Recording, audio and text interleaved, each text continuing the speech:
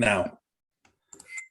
Now. So what? No more. No. Did we finally get a cease and desist letter? No more fancy peppy. Well, we just haven't done it in so many weeks that I'm just like, now it'd be weird to reintroduce. People would be like, huh. So it'll just be a throwback every once in a while. Well, we could mix it up too. I got some ideas. Yeah. You can do whatever you want, Matt. Ethan's gonna run the show when he comes back. And then I'll take over for a show, and then we'll go back to you. You had your show a few weeks ago. Running the show is going to be like, I got a bug bite in Costa Rica, and it was too hot. And did you see the picture of him, like Explorer Ethan? I was like, is he wearing a scarf in the jungle? I sent him a note like, nice camouflage. I got to see this picture. I'm not on IG a lot. I sent him a note to stop posting Instagram memes from Costa Rica. He was posting, his crazy Instagram memes from the jungle. Enjoy the freaking jungle. Oh, and I told him to go to Nicaragua too. So, so hopefully he heeds my advice. We'll see. Yeah, we'll find out in a few days if he's still alive. Yeah. All right. So tell me this beer you're drinking, Colin. Well, first off, why don't you tell people what's going on? Who are you? Why am I here? Yeah. Well, I was here last week. I'm Colin's wife, Christine. I'm back because Ethan is not around this week. He's in Costa Rica, as we were just saying, prancing around Costa Rica.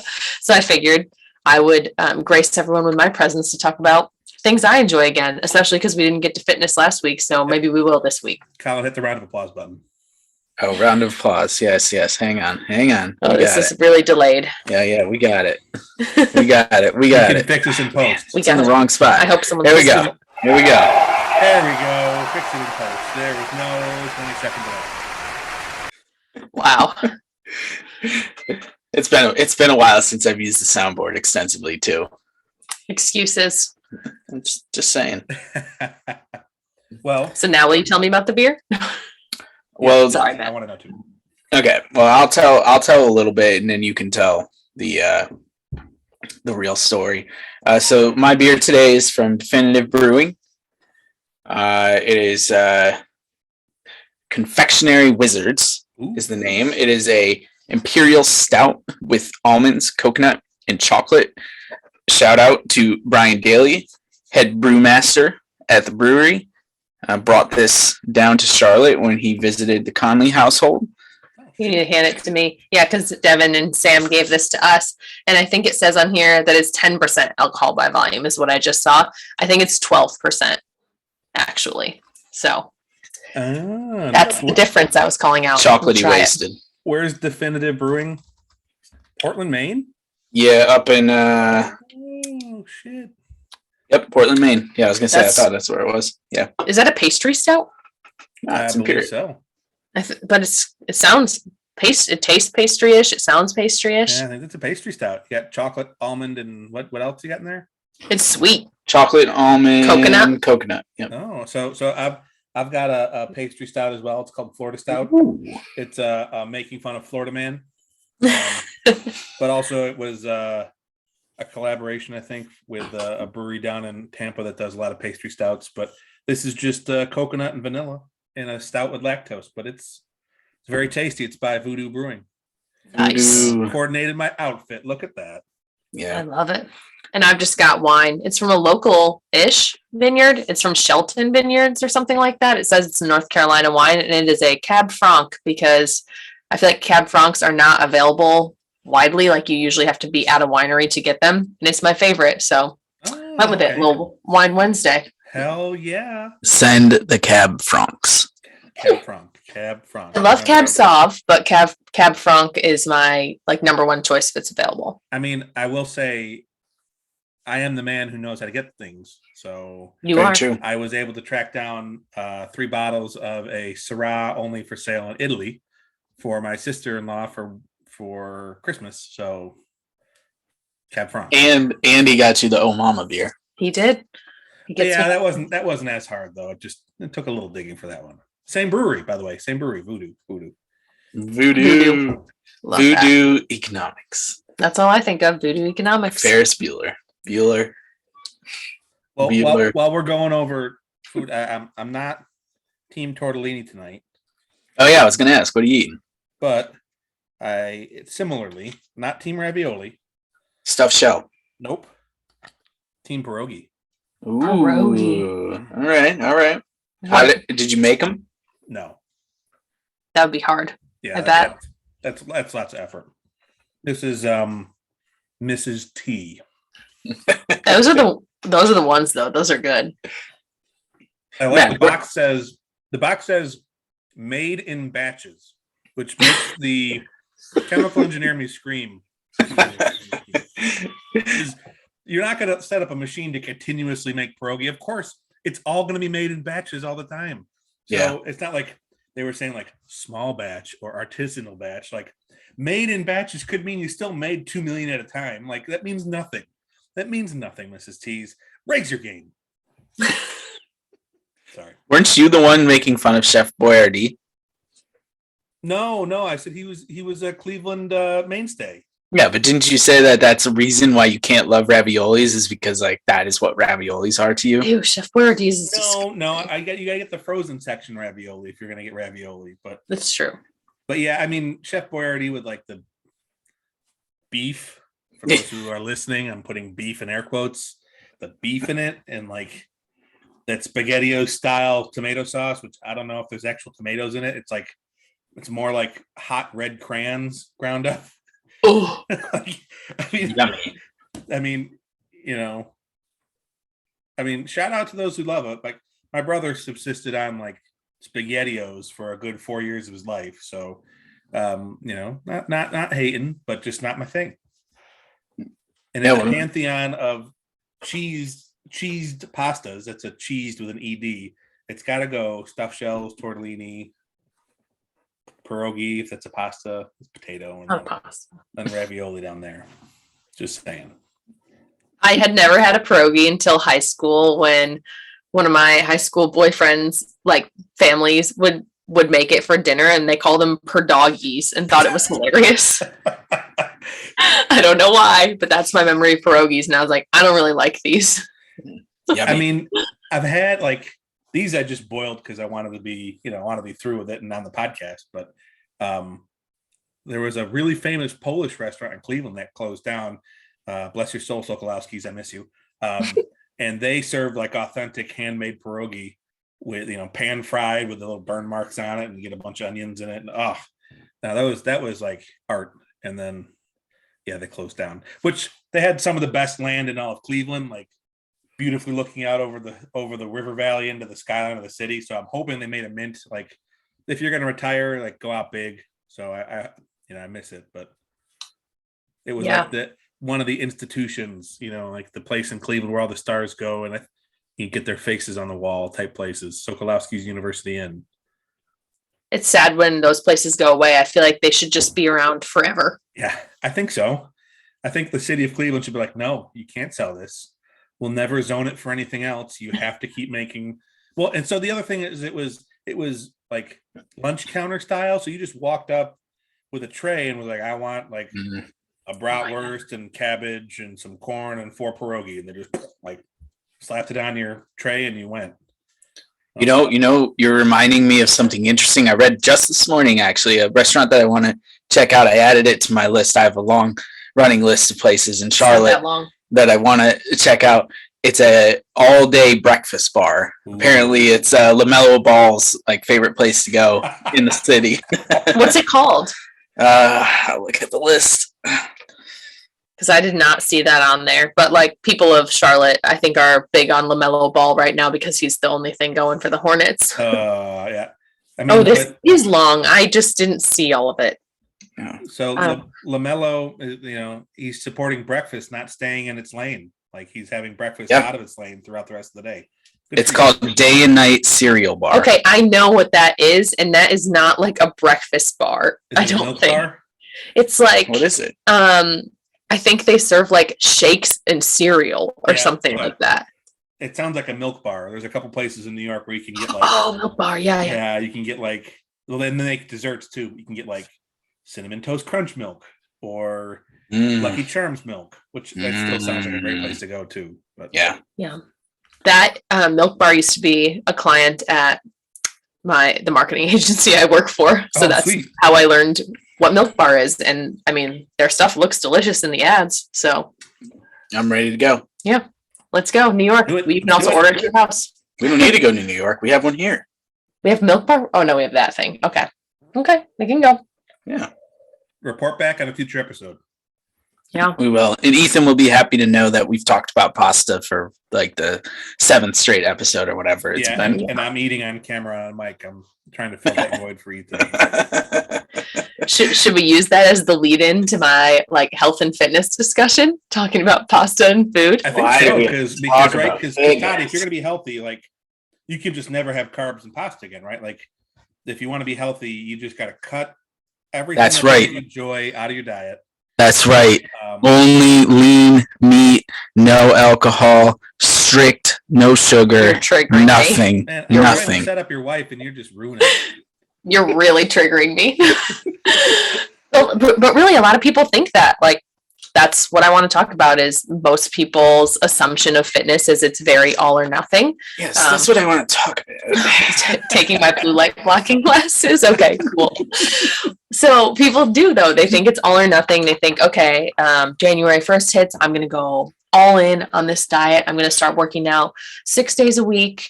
Even though I was doing 0 before, I'm going to track everything I eat, no sugar, no carbs, no alcohol, no coffee, just all this crazy stuff. And then 3 weeks later, they're like, obviously off that wagon. And that's why that all or nothing mentality doesn't work. Just adding simple habits that you can maintain for the rest of your life over time is usually a way better approach to actually improving your health and fitness. Oh yeah? Is that a high five or are you raising your hand? You have a question? Oh. Okay, I'm learning the rules of the game. Thank you. I didn't want to interrupt. Okay. Then ask away. Yeah. Okay. I forget what the question is. Oh my gosh. Well, what are some simple habits? Some simple habits are like drinking a certain amount of water each day. Usually I recommend half your body weight in ounces of water. Going for a walk for 30 total minutes in a day, even if you have to break that up into 3 10-minute walks, maybe after each meal. Stacking that onto another habit helps as well so that you'll actually do it continuously. Taking care of your stress just by, going to bed at the same time every night, having a wind down routine at night so that you can sleep well, because when you don't sleep well, the likelihood of you working out the next day or having the willpower to eat things that are healthy the next day just really plummets. So focusing on small habits like that, and then as you adhere to them, you'll have the momentum to add more habits over time too. Yeah, and I'm glad you brought up sleep, because I know that's a cornerstone for, and honestly, that's something I struggle with. So I'm in the process of trying to right size my sleep routine. So my informal goal is I want to go to bed before my plants do every night. And why I say that is I've got a little aero garden on my counter downstairs, and the lights go off at 11 o'clock every night. The plant goes to bed. And so that's my simple goal. It's all right. I need to be in bed by 11 o'clock every night. Because that's something I struggle with. It's something I don't have a set bedtime, and I have a hard time kind of starting routine. So I guess to segue, Christine, do you have any like tips on starting routines, or like little things you can do to get yourself in that mindset? I know you said stacking was one, but what are some of your other what are some of the practices you and Colin do in your everyday life? Are you raising your hand because you want to answer? No, I have a question for Matt. Okay, ask Matt the question. I'm just curious, because this might be helpful for, I guess, an answer, or just like maybe other people that struggle, like besides when the Yankees are playing and they could play until like 11, 12 o'clock at night, like what keeps you up? I was going to ask that, so this is good, because that was going to be my lead in. I've got almost a neurotic, I'm in my head a lot about things I need to do. When really, and this is part of what I'm trying to train myself. Really, either I'm not going to get much done after 11 o'clock anyway, or I should have been, planning to get that done earlier in the day. I can go to bed at 10 or 10:30 and wake up at 6. And like, there's other ways around that where I'm going to be more effective or better about it. But I'll feel like I always have something to do, or I'll get home from work late, and I'll get home from work at 8:30. And by the time I cook dinner and take care of the cat and, take out the trash and do that kind of stuff, it's, wind down is real. It's 10:15 and I'm sitting there going like I still need to do stuff. I haven't done anything tonight. So yeah. Part of it is trying to respect my own boundaries and say, all right, at work, unless it's something critical, after 6 o'clock, I'm useless. I'm not getting anything done. So unless it's something where my boss is like, I need this tomorrow at 6, which, spoiler, he's never like that. I can probably go home and be fine. Yeah, that is one of the biggest things for me personally, is having boundaries around work. Some people will say it's easier for me to set them because I have Stella, but I was like this before too. But once 5 o'clock hits, I know our nanny is leaving. Stella wants dinner. Things are about to go down at home. So I'm shutting my laptop off at 5. I communicate that to people. If they need me, like they desperately need me, then I will log back on after Stella goes to bed. But having that hard boundary of okay, when this exact time hits, it is my time and my family's time, and you can't have it. That definitely helps. And then I'm also very there's a lot of things I need to get done all the time, I feel like. And when my brain starts to run over like that, I either write down what those things are that I need to get done. So I just am taking them out of my head and putting them on paper, or I will plan the time when I'm going to work on them. So I'll block time in my calendar for specific things if I'm really desperate to get something done in that amount of time. So that, because I know really after 4 o'clock, you're not getting the best me. That's when my slump starts. So I try not to plan anything hard hitting for after 4 anyway. So then I'll block those things into my calendar. And then again, just try and do my best not to let anything else interrupt during those times. Silence my notifications on Slack. Not keep my email open during those points in time so that I can really focus on what I need to get done. And then it's not lingering over into the evening. And that's smart. And that's one of the tactics I'm trying to coach myself into is, I'm reading a book called Getting Things Done, and it talks about, hey, if you can get it done in 30 seconds, do it right away. But if it's something that's going to take 5 minutes of your time or more, and you can't address it immediately, block some time to do it, and make that purposeful time for that task. Yeah. And again, as a way to try and manage yourself to put those boundaries in place. And Colin, I got one more thing. So sorry. So put your hand down, but we know you're here. But I used to have this really outdated mindset towards people at work who would leave at 5 every day about I'm working hard. Oh, they're not working hard. That's such a bad idea. Again, if you need to make exceptions here or there and push through the project or get something done, that's fine. But now I look back and look at how successful those employees were, and they still kept their boundaries and still were able to be effective in the time they had at work. And keep their own time to themselves, which allowed them to exercise and get good night's sleep and be healthy and eat healthy. So again, they're just enabling themselves to be better in their time at work the following day. And it's a tough habit to get out of. And it's something I'll shout out my friend Steve if he's listening. But Steve up in Michigan, one day just sat me down and was like, you put everything before yourself, and therefore you make yourself bad at everything. Stop, prioritize yourself first, whether it is health, fitness, time, sleep, those kind of things. Anyway, I know I'm meandering. Colin, you have your hand raised. Good. Yeah, so I know maybe this isn't as much fitness as you want to talk to, but the boundary thing is really interesting. And for us, Matt, what you were saying about the reason I thought of this was the 30-second thing. It is super easy when we're at home.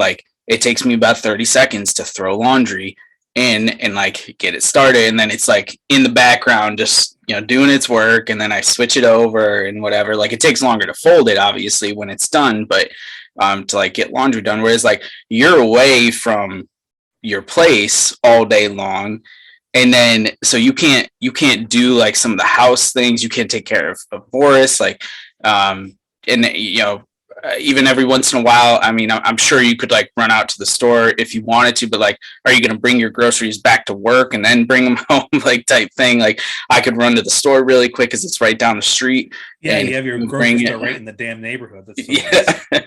Yeah, exactly. And like, so, I guess like, I don't know, like how, I feel like it's harder, like, to achieve that. It's harder to get things done when you don't work from home, but a lot of things can be like outsourced these days too. True. And I always like to remind myself, Michelle Obama, when she was working in like the hospital setting, would use her lunch break to get things done because her kids were in childcare at that time and she had like a little bit of time at work. And that's when she would go out and do things. And I was like, if Michelle Obama can take a lunch break and get things done, I think all of us can take a lunch break to get things done. Well, and exactly. Now it's, if I need to take half an hour and run to the post office, or just some days, I literally just drive around. I go out and I'm going to get out. I'm going to get away from my desk. I just need to get away from this and stop staring at my damn email inbox. Giving myself that time, I think, is important. I don't know where I'm going with this. You could go for a walk during that time. Go for a walk. Well, I try. I get about 10,000 steps a day already. I think I should be better than that, but that's pretty good. Just trying to get out and around the plant and just say, all right, I gotta make my rounds. We have something called a Gemba walk, which is a manufacturing term. Gemba is like where the work happens. So they see, Gemba walk is I'm walking around where my employees are actually doing the work, so I can interact with them and see them and say like, oh shit, that conveyor is leaking and making a lot of work for Jim. Like, he shouldn't have to shovel that. Let's get that fixed. Those kind of decisions. But anyway, We'll talk about manufacturing some other time. So sleep, small changes in building habits. I like the idea of if you think of something you need to do, writing it down. Mm-hmm. Because I try and do that with like a grocery list. Yeah. Why can't I do that? Or Colin does it with the restaurant list. Why can't I do that with a task? And I'm going to have this near me at all times because I just carry it around with me all the time. So why can't I open up a Google Note and put those tasks down? I think that's a really good idea too. Yeah, it helps just to get things out of your head that way. So I recommend it. I also recommend the book. It's something called, it might just be called Habits. It's by James Clear. Is it yellow? Yes. Did you read that? I haven't read it. That's a really good one. I listened to it on Audible and I just like blew through it. He gives a lot of different tips for you to solidify habits, and habit stacking is a big one. Oh, are you going to grab the book and show me? What is it called? Habits? Atomic Habits. That's what it's called. Atomic Habits. You're just talking to yourself, right? Well, I thought he was listening. I thought his headphones were on. Oh, maybe I'm wrong. You don't have it? I have the Power of Habit. Oh, the Power of Habit. That's probably a good one. Atomic Habits is the one I'm thinking of. All right, I'm going to write that down. Yeah, Atomic Habits. I bought the Power of Habit and never read it, so I need to read that. I listened to it on Audible. I don't know if that's your thing, but that helps me get through books too. Matt listens to Audible all the time. All the time. I just finished a book series recommended by our schlub in chief down. I need to know about that because it sounds like fantasy-ish, and I love fantasy books. Oh yeah. Do you want to jump into that now, or do I? You maybe you could text me that one. I have one more. I have like a rant to go on fitness related. Okay, yeah, I want to hear it. You might like feel this a little bit. It come through in my Instagram because you follow it. But something that like really bothers me is that there's hot in here. Yeah, there's a perception that when people are overweight, people think like, oh, that person is just like lazy and eats like shit and like doesn't do anything, which is so far from the truth in a lot of cases. Like, there are definitely people who like aren't really watching what they eat and don't move around very much, and like in those cases it makes sense to add some movement and like make some healthier swaps with food. But I have several clients, like I see way more often clients come to me in this regard than in the regard I'm about to describe, than someone coming to me who's just like, yeah, I eat fast food 3 times a day and I don't work out, I'm trying to lose weight.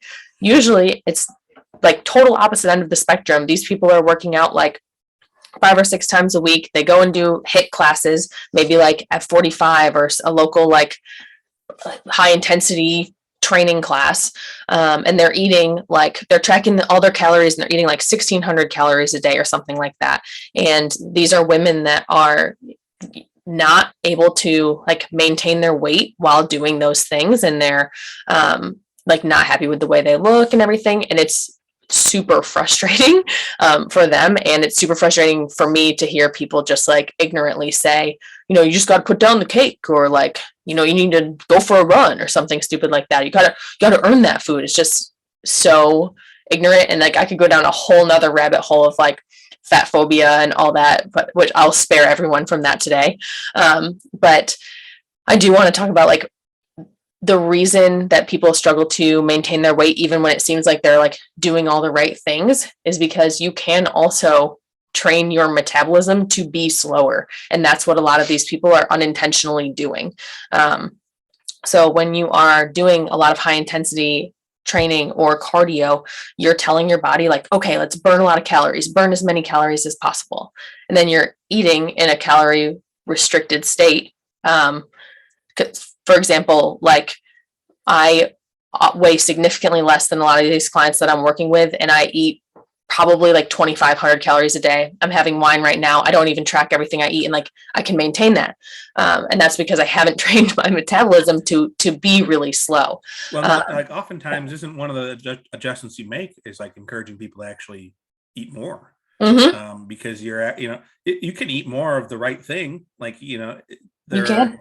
So I guess, sorry, if that's where you're going, my apologies, but that's part of where I'm going, is that you can eat more of the right thing. And usually if you are eating more of the right thing, you're less likely to end up like binging later on, because when people are doing a lot of calorie restriction, that will often end up being something that happens, is you will binge and eat something that you didn't really want or like looked really good in the moment. Or you'll eat like an entire sleeve of Oreos because you've told yourself for so long, like, I can't have these. And then you just can't white knuckle your way through it any longer. And then you just eat a ton of them at once. So that is part of this issue. Girl Scout cookies. Yes. But then the other issue is, when you're telling your body to burn as many calories as possible, and you're not giving your body that many calories, you're essentially telling it like, okay, calories are scarce and I need a lot of them to do what I'm trying to do. So I need you to hold on to these for when I need to use them. And you do that perpetually over time and time again, just going on a diet, and then teaching your metabolism, like it will regulate to what you're doing. So every time you like by eating more, you can train your metabolism to support more if you're doing that in conjunction with something like strength training. So you're putting those calories towards building muscle, and then you're able to eat more calories and maintain the same stature because you need all those calories to keep the muscle on. Well, so, and like to try and like tie it in, like the Olympics now, like you just watch swimming one of these days, and like they'll talk about, this swimmer eats 1,000 calories today, and it's like, okay, well, no one needs to eat that many calories unless you're a high level athlete. But like, he's eating more or she's eating more, but yet it's matching the output regimen they have, and they still look freaking amazing. They're swimmers with like no fat on their body, but like, oh, Jim ate 17 pancakes and 15 eggs this morning, and like, that's just meal one of the day. Yeah, breakfast of champions. Yeah, pancakes and eggs. Yep.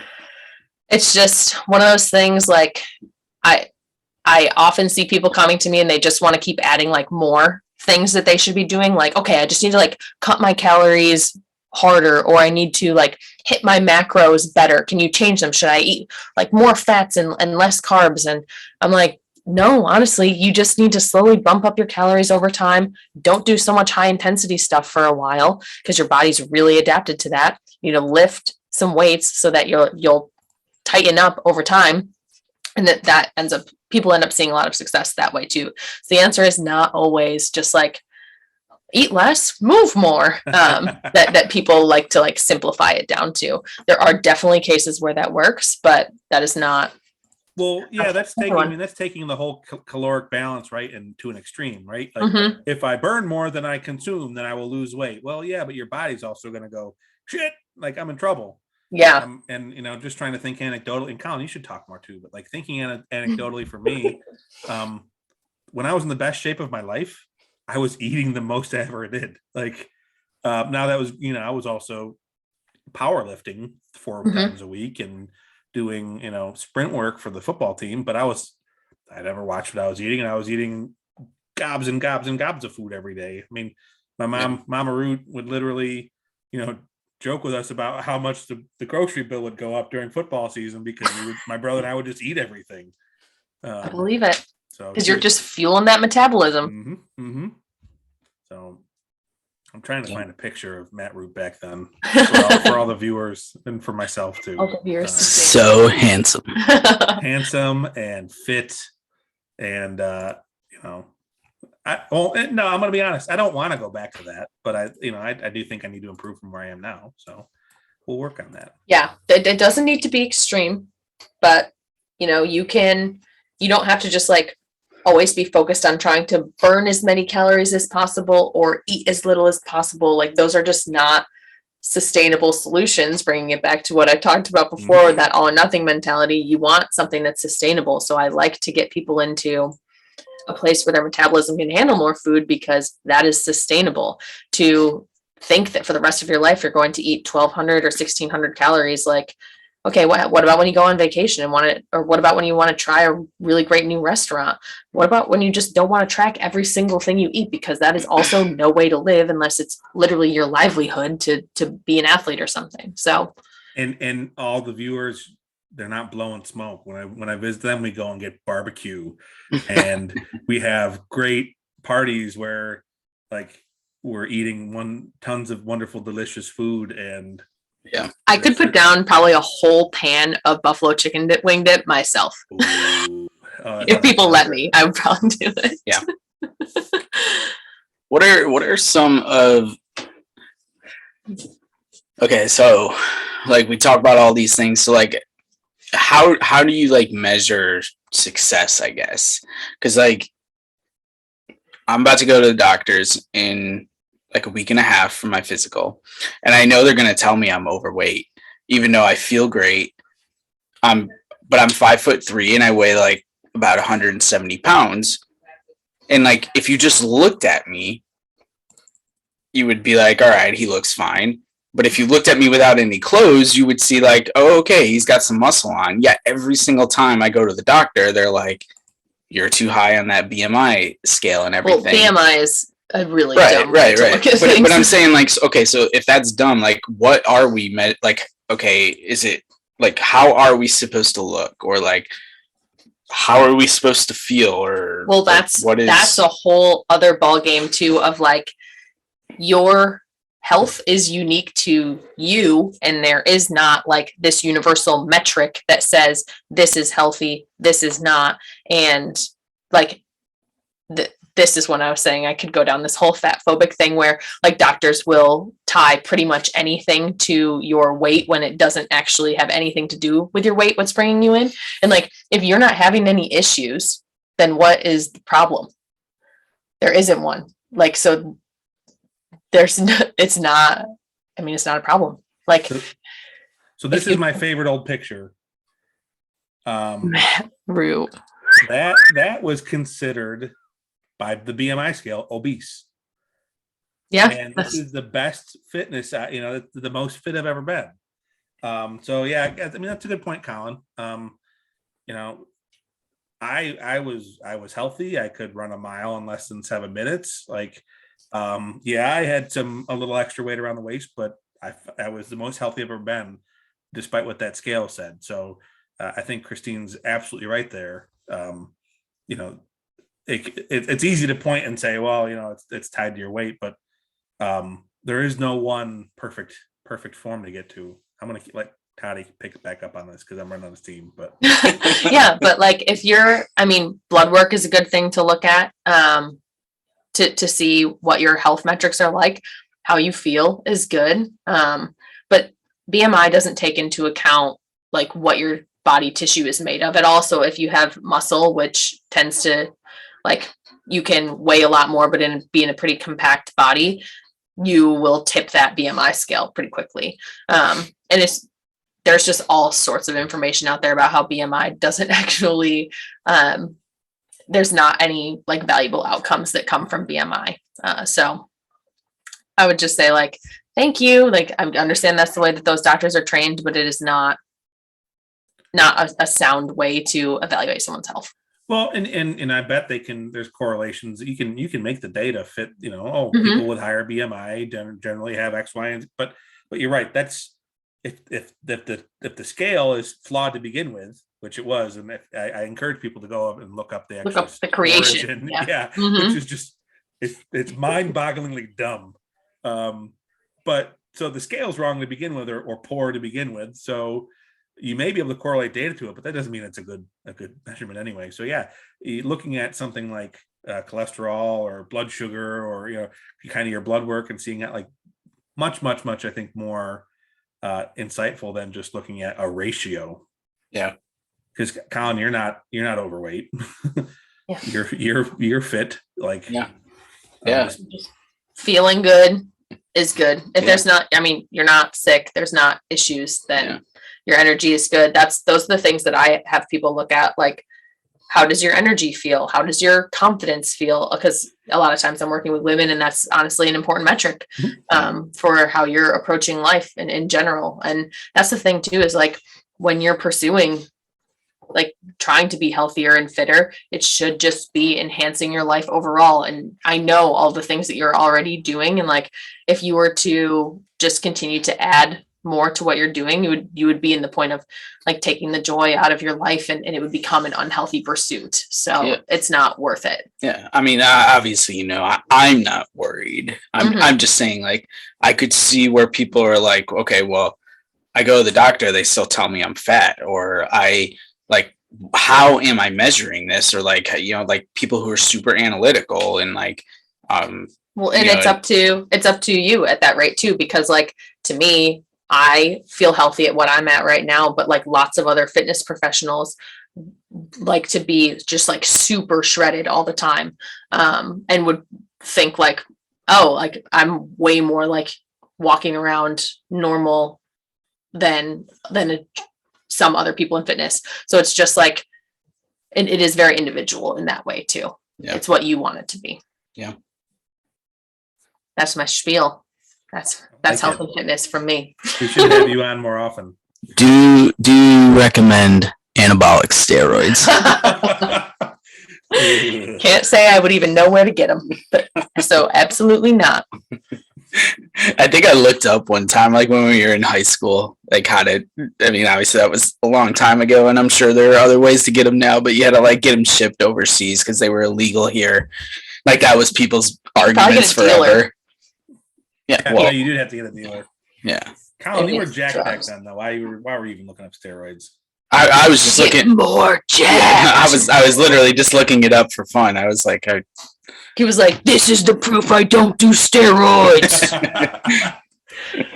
I just lift weights on the commercials when I'm watching Seinfeld, okay? That's what he did.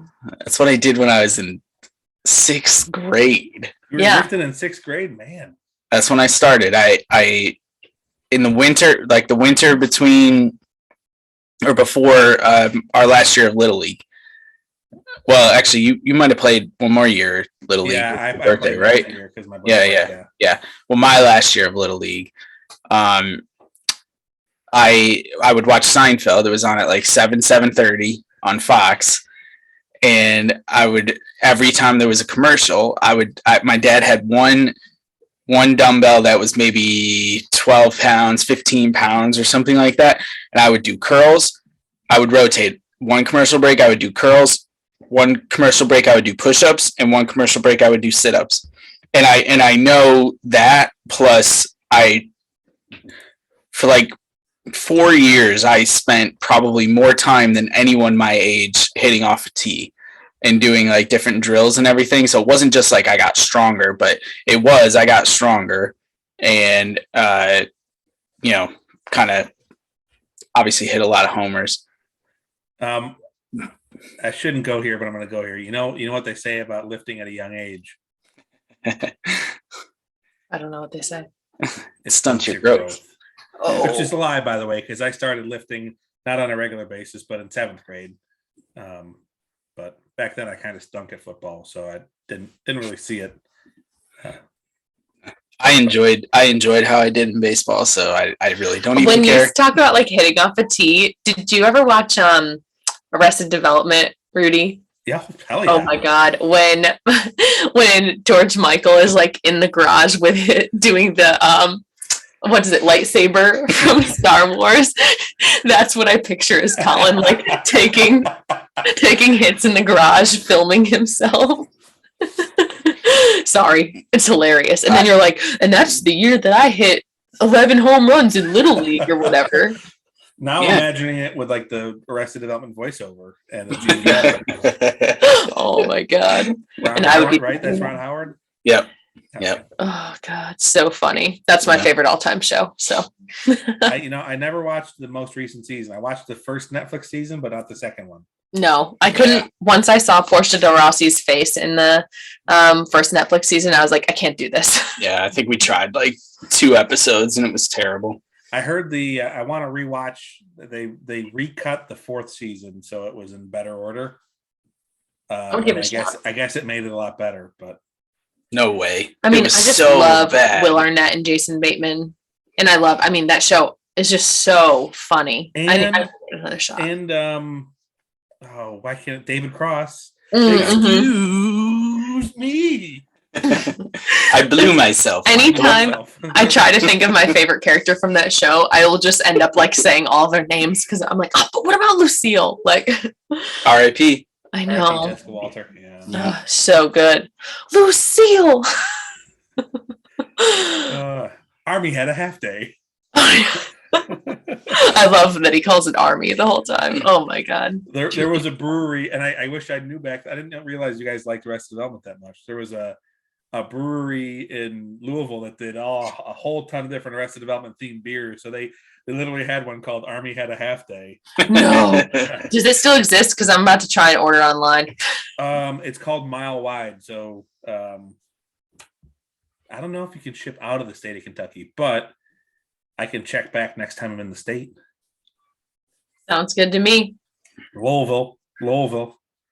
Well, hey, Toddy, I mean, I was gonna branch this off to an NFL discussion. I don't know if I'd love for Tabby to stay on, but I'll stay. I'll hang out. Right.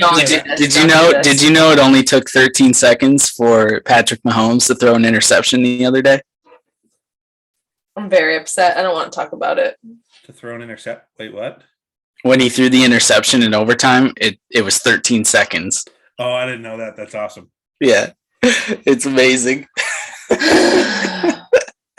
Come on, go Joe Burrow. Go Bengals. Why do I care about Joe Burrow? Joey Burrow. He's from a small town in Ohio. Yeah. He looks 3-star like recruit. Macaulay Culkin. He does. He just, I don't care about him.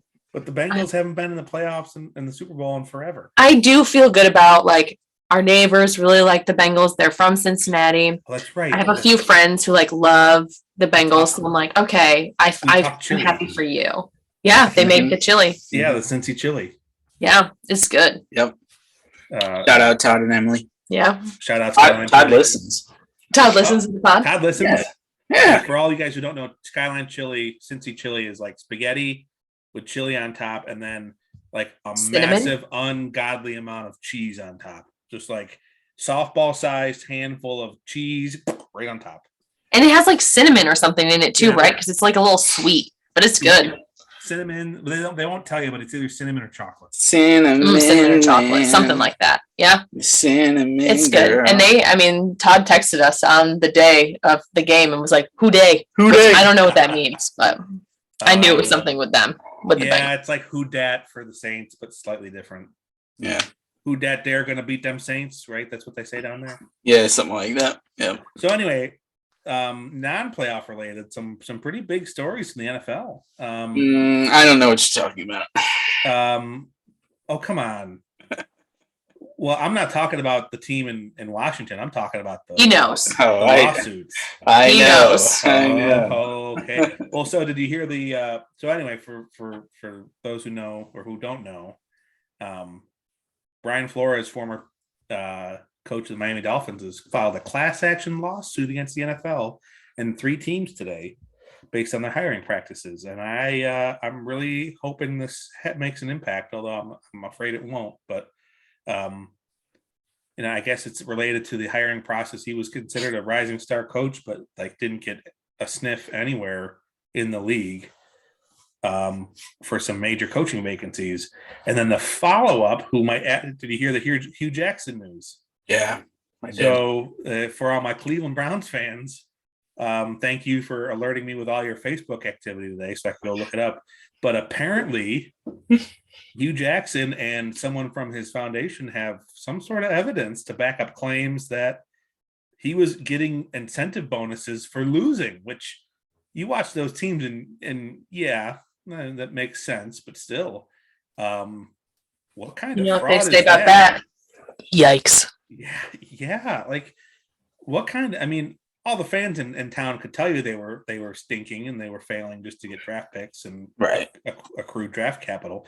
But now if this is true, this is bold-faced and out there. And what does it tell you about the competitive landscape of the league when you have a coach incentivizing his team to lose? Yeah. Well, you're talking about 2 separate things, right? You're talking about competitive integrity and you're talking about racism. Yeah. Well, what it sounds like is he was going to jump on the train with Brian right now, because I guess Brian Flores in Miami was talking about getting paid incentives to lose games as well. Right. So yes. That's where there's the connection there. But the racism aspect, which, and I can't remember, I have to look up the clip. There was an African-American commentator on ESPN yesterday saying, it's evident, guys, the fact they have a Rooney rule, the Rooney rule, is all the evidence you need that there's still pervasive racism in the NFL. And that's actually a really good take. I didn't think about it that way. But if you have to have a rule to force you to interview a minority candidate, what does it tell you about the opportunities that would happen if there wasn't a rule in place? And shit. That's not good. That's not a good look at all. Is especially weird considering what is when companies are struggling to hire diverse candidates, the excuse that they'll use is there isn't talent of the diversity profile that we're looking for. But percentage wise of who plays in the NFL, it's who coaches, just not a head coach in the NFL is assistant coaching is very diverse. But it's I don't want to spend too much time on the competitive integrity thing, because I think it's pretty clear from all sports that tanking is always been a major issue, and it doesn't surprise me at all that owners are willing to pay their coaches to actively lose, especially when you consider the fact that the Dolphins owner is an investor in a sports gambling group, and that is a whole other web of just crap. You mean the NFL that was so worried about having a team in Vegas because of gambling? Yeah, exactly. Conflicts of interest with gambling. Exactly. Exactly. I didn't know that, Colin. Now I'm angry. Yeah. You know what they say. Yikes. So there's that. And again, that's across all sports. They talk about it in baseball all the time. They talk about it in basketball all the time. It's nothing new. And obviously it's nothing new that there is racism in terms of this old white guy network, which it hurts to be a white dude and know that there are other white dudes out there who actively work in cahoots to keep people who are more qualified than they are from getting jobs just because of the color of their skin and because they believe that they have this right forever and ever. And that Rooney rule, it wouldn't need to be in effect if they just interviewed and hired people at a rate that made sense, compared to the amount of black coaches, for example, that are in the NFL right now. And it's the same thing in college football, and it's the same thing in baseball. There was a really amazing study in baseball that talked about the lack of diversity at catcher, the position of catcher, and how catchers, normally end up becoming managers, at some point. And, there's like a Joe Torre out there who gets, 5 different chances or whatever it was to manage. And then, there's, I don't know. Baseball does seem to be, like Brooks or Frank Robinson got a bunch of chances. Dusty Baker got a bunch of chances. But football is like, it seems pretty extreme where like you get one chance and you're done. Like that's it. And it's about 2 years and you're already put into a terrible situation.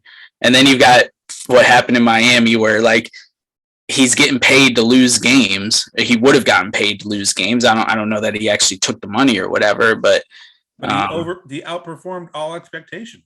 Yeah, right. And he still got fired. He had an 8-game winning streak. Yeah, this year, and he got fired. And like I know the Dolphins weren't like an amazing team by any sense. Yeah, right. But I mean, come on, like the fact that there's 32 positions, one position currently has a black head coach, like that tells you everything you need to know right there.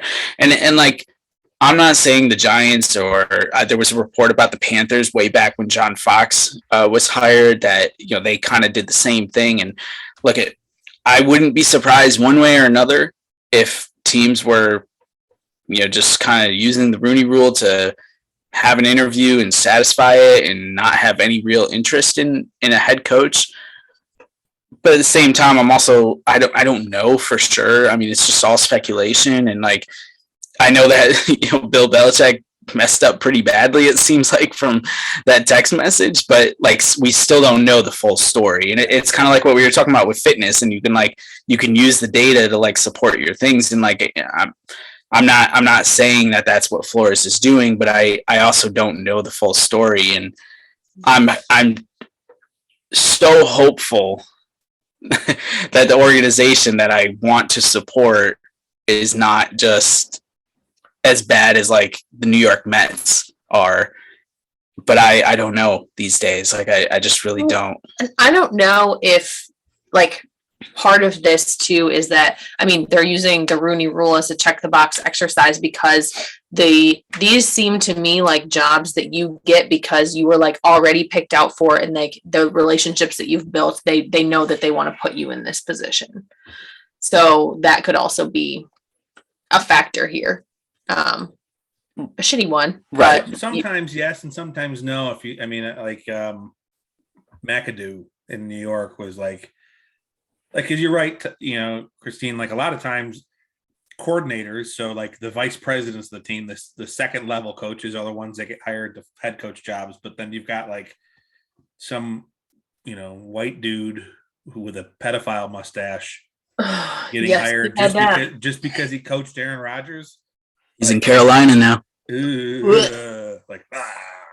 gives me the heebie-jeebies. He does. He's a weirdo. You can go see him every Sunday starting in September. Ugh. So I'll pass. But anyway, I guess I'm curious to see 6, 7, 8, 9 months from now, does the NFL settle, or does some more stuff come to light? Because with the outcome of the Kaepernick case, where it's kind of like, all right, we didn't hear anything. Yeah. That tells me, it not, even though it's not an admission of guilt, it tells me there's something there that they didn't want to get out. Mm-hmm. And I hope we see some of what Brian Flores is looking at for why he filed this lawsuit. But to add an injection of Ethan Ertz negativity here, I'm going to say it's a bunch of rich white dudes with money, and it'll unfortunately probably go their way. It is. Kevin Blackistone was on NPR this morning, and he was like, the thing that black coaches have always worried about is this like network of old white dudes who actively work to keep them out of jobs. And it's like, it legitimately exists. Like that network exists, and it's scary.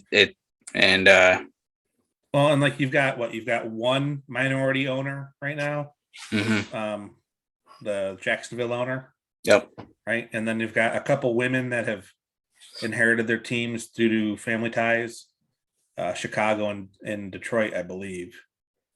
But yeah, like, and when the owners have to vote for who can be a new owner, like, no freaking wonder. Like, you're just look what happened with Steve Cohen. You're always going to pick the people that look like you. Exactly. Even consciously or unconsciously, feel the most comfortable with those people.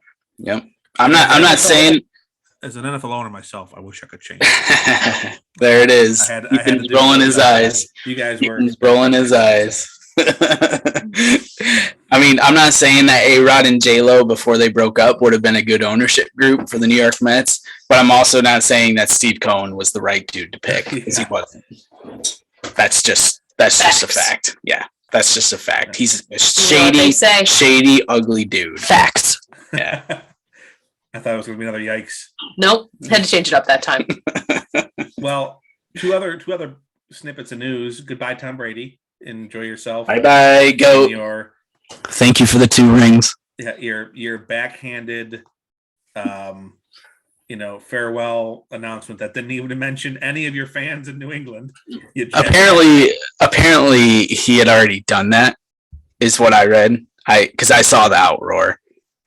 But uproar. Outrage. Shout out to Nick Foles. 12% beer. Yeah, mine is bigger and it's 13%. So shout out to what's that quarterback that Sam really likes? Big Dick. No, the one that I think he played under Tom Brady, New England. Jimmy Garoppolo. Well, it's very attractive. Bye, Jimmy. Shout out to Nick Foles, who posted a congratulations response today on Twitter to Tom Brady, for congratulating him for a great career. And the picture he posted was a picture of him shaking Tom's hand, which is poignant because Tom refused to shake Nick's hand after he lost to him in the Super Bowl a couple years ago. So I thought that was a wonderful, wonderful, good little burn. And then also one more shout out. I got to give a shout out to the Schlubina. The announcement came out today, and we have the Washington Commanders, which I almost texted you guys because there actually was a leak about 4 days ago when they registered the domain. But I also didn't want to I didn't want to even bring it up because I would be tempted to ask Hannah, and I know this must have been a hectic week for her. And it is probably a hectic day for her still. She's probably still working the media angle on it now, but I'm excited. I think that's a good change. Like any change, Indians to Guardians, it's going to be weird first. You're going to have to develop that following, but I'm assuming 20 or 30 or 40 years from now, those names are going to be just as beloved as the other names and franchises around their respective sports. So, yeah, but I did like the hot take. Someone posted, an Eagles fan posted on Twitter that their logo looks like a taco holder. And I just thought that was great. Like when you go to a Mexican restaurant and you get those little stainless steel taco holders. I thought that was great. Fantastic. Only Washington. Yeah. Oh, I can see that. Franchise. I can completely see that. Yeah. It does look like a taco holder. Yeah. Any other news we missed? I feel like there's one more NFL thing we missed, but I'm drawing a blank here. Let's go, Matt Stafford. No, let's go, Joe Burrow. Come on. Joey will get his time. Let's give Matt one. No, Matt Stafford. No. He just suffered for so long in Detroit. Hey, he had Megatron, and they still couldn't win. He had him for like 3 years. Oh, come on, more than that. And they had no line, no defense, nothing else. Well, just the two of them. Pulled himself up by his bootstraps and won the game anyway. Put the team on his back. Yeah. All right, whatever you say, Matt. Bootstraps. We're going in the ridiculousness zone right here. Come on. What else we missed in the world of sports this week? MLB. Insert cricket sound. Olympics started this weekend. Yeah. I'm already seeing social media campaigns to make it the least watched Olympics ever. I wouldn't doubt it one bit. I have no interest. I'm against China. I'm not all that excited, really, honestly, which is a shame because if I had to pick my favorite Olympics, it would be I like the winter events more than the summer events, but Same. I love the figure skating. I don't know why. Oh, why? Oh man. I just grew up loving to watch figure She skating. likes to see people stab each other in the necks. What? No one does that. Wait, what? That definitely happened. Okay, Tanya Harding. Yeah. That wasn't a stab in the neck. Wasn't it? Didn't she take the skate and stab in the neck? No.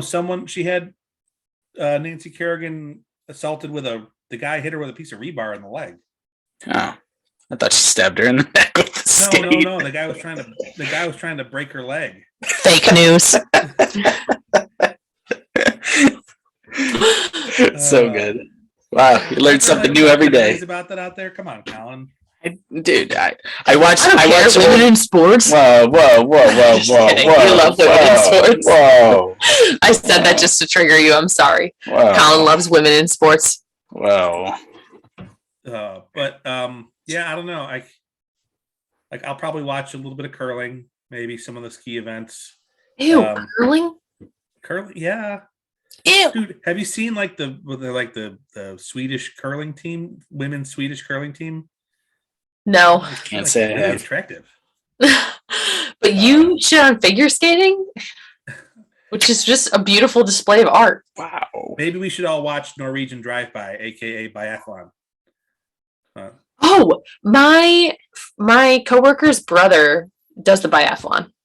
He's in the Olympics, so I need to watch this. It's Norwegian Drive-By. It's a Robin Williams joke. You're skiing and then shooting, and then skiing and then shooting. Oh my god, that's good. But yeah, I don't know. I can't think of do you have a favorite sport, Colin? The favorite Winter Olympic sport? It would be hockey, but I don't think we're playing because of COVID. Or U.S. isn't playing because of COVID. Really? I'm pretty sure they pulled out. Oh shit. So Toddy, other than figure skating, do you have a favorite? No, it's figure skating. Figure skating. I don't know. I have to say, I really like the skeleton. I think that's nuts and crazy, and I like the slope style. I think that's fun. The road rash meets downhill snowboard racing meets we're gonna throw a couple jumps in there. So that always sounds fun. But I guess I need to watch more to figure out what else I like. Yes, people. Watch the Olympics. Say goodbye. I thought we are done. Oh, that was quick. Say goodbye. Bye. Adios.